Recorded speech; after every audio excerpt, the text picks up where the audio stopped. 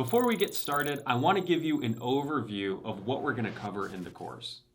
The first section, we're actually going to start with the end in mind and begin with growth modeling.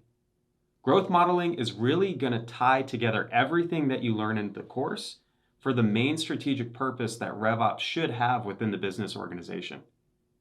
Everything that you do is going to be tied to creating, managing, and executing against a growth plan.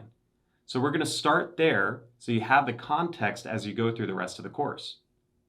After you go through the course, this is actually a good module to rewatch and go through again.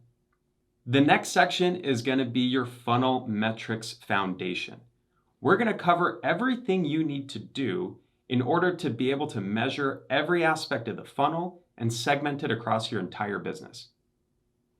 After we learn how to implement the funnel metrics foundations, we're going to go through all of the metrics that matter for sales, marketing, customer success, and partnerships.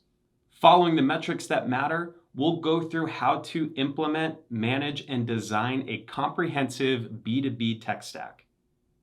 We'll go through CRM best practices and considerations, the additional third-party tools you'll implement with the CRM, and how to design it so that way you drive adoption and usability. And the last module of this course is going to be building your RevOps team. We'll go through roles and responsibilities and how to build the team that can implement everything you need to do to grow your business fast.